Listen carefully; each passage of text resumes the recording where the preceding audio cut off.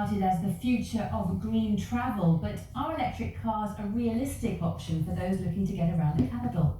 The latest figures reveal that the number of new electric vehicles being registered here in London went up by over 70% in 2019. But despite the increase, they still only make up a small proportion of the cars on the roads. Well, Caroline Davis is at a charging point for us this evening and can explain more.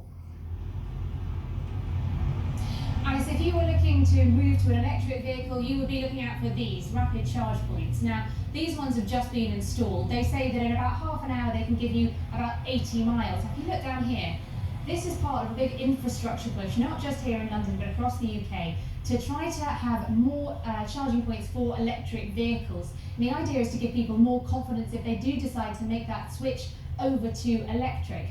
Now, there's still a tiny proportion, even if there has been a rise, of cars in London that are electric. So what would make you make the switch? I've been speaking to one couple who've been weighing up just that. This is the BMW E225XE Luxury Edition, so plug-in hybrid. Cara and Rupert have been car hunting for 3 months. They wanted to go electric, but in the end decided not to. I think for the environment, I think everybody wants to look at an electric car, and it's the future. But I think at the moment the price is too high. There's not enough choice. The fear that people have is that you drive a car for 200 miles and it bloody runs out of electric. Long distances, that's the problem. You end up in a garage waiting for the charge to come available. You spend 3 or 4 hours in the garage waiting for that. Whereas on a petrol car or diesel car, you just drive in the garage, you wait 20 minutes, that's enough, and then you drive off again. Even second-hand, this dealership says electric cars can be 20 to 30% more expensive than their petrol equivalent. Currently, within our stock of 3,300 vehicles, we actually have 4 electric vehicles for sale.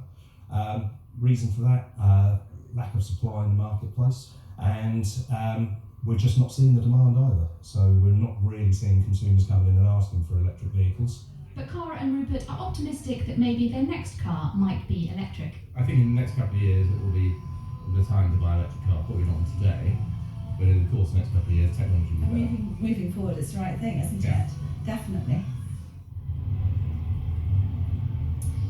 Well, London as a region does have more of these public charging points per person than other parts of the country. There are over 4,000 of them within the capital. But of course, that's all well and good if you're staying within the M25. What if you want to drive outside it? Well, you might have to do a bit more planning.